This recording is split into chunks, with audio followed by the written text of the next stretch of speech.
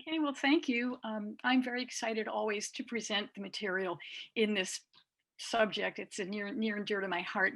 So we're going to start off from the very beginning in our uh, viewing of music and how it affects us as we were watching the film. We'll talk about the film scholar Larry Timm's 11 functions, and I'm going to add a few more. The various ways that music is operating in the film. How is it affecting us? How does it tell us what's going on inside the character when the character's face is absolutely blank and we don't know otherwise what would be emotionally the story with that just as one example. Um, and we'll experience all of the ways that music conveys and amplifies what's on the screen and what's not on the screen. Then we will launch into the actual history of film music with the music for silent films. It's roughly between 1895 and 1927. And then moving on to the rise of the symphonic film score in the 1930s. So we will be talking about the earliest developments of the projected films by the Lumiere brothers and Thomas Edison, roughly around the same time, the end of the 1800s.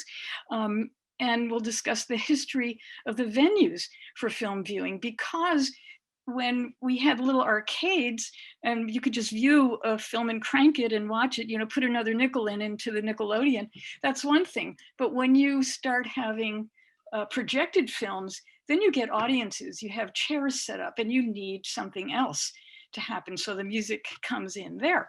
So we'll be talking about the music in the very early beginnings of that, from the use of the live piano, the organs, and orchestral accompaniments, to the development of the technologies that finally allowed for the first time to have a fully synchronized film score.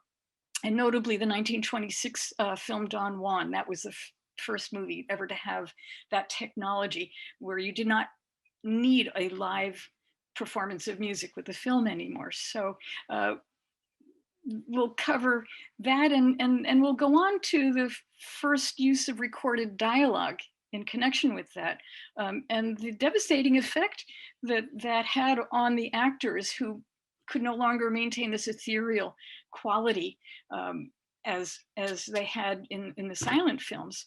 So we'll go into all of that. And then in our third class, we're really going to launch into the use of the symphonic film score of the 1930s.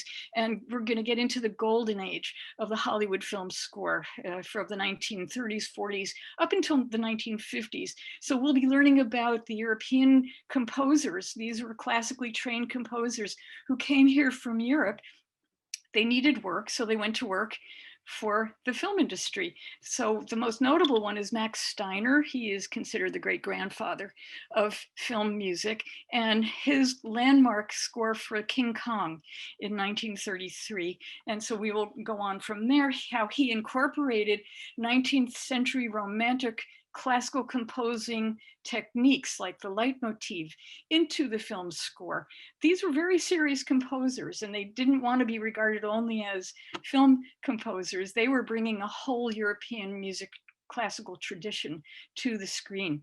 We'll also talk about Eric Korngold. He's known for his score for Robin Hood, among many other films. And we'll be talking about Bernard Herrmann, who came here and he introduced the elements of the classical film score in Citizen Kane. That was his film score. But then he went on to work most notably with Alfred Hitchcock, many films. You might remember the shower scene in Psycho.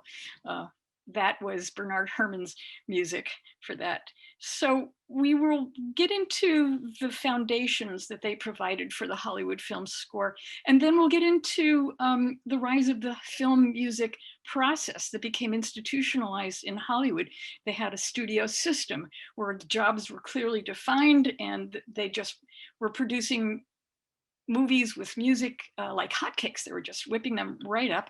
And we'll cover innovative figures like Miklos Rozsa, who became very prominent in film music with the introduction of the use of electronic music.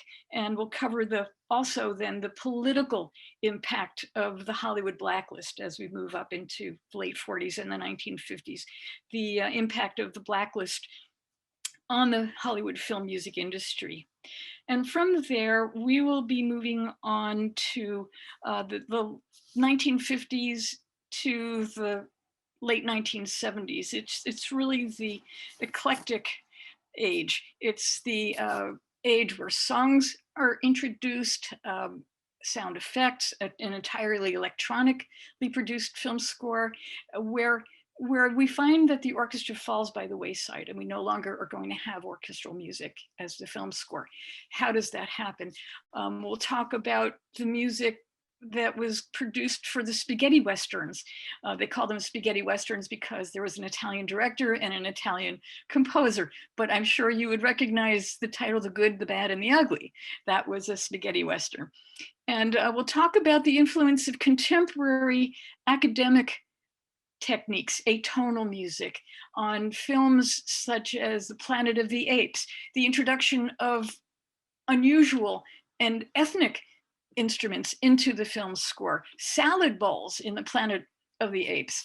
We're just going to cover the introduction of jazz into the Hollywood film score, and particularly of interest in there is Alex North's film score for A Streetcar Named Desire, because it got censored. He had to recompose a certain segment, and we'll find out what that was about and that. And so we'll talk about the influence of the American composer Aaron Copland on his music on Elmer Bernstein, who composed music for To Kill a Mockingbird, The Magnificent Seven, especially The Magnificent Seven. Aaron Copland's music, he was known for Appalachian Spring, among other ballets, and this found its way into Elmer Bernstein's use of the same techniques to convey the vast expanse of the American prairie in these westerns. So music is really a key in so many ways, so many different levels. And I've always been fascinated as a composer with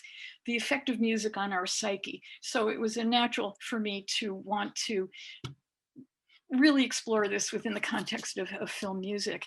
And so as we get into the late 1970s and this eclectic age of the pop song in high noon from the 1950s to the use of all of these other unusual techniques, electronics and other instruments and academic techniques, all through science fiction. 2001: A Space Odyssey has an interesting story behind it.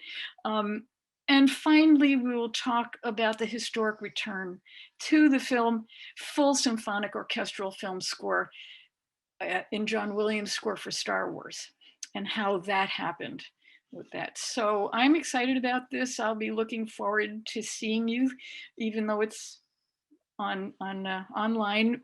I will be here for you, and I will be really looking forward to this class with you.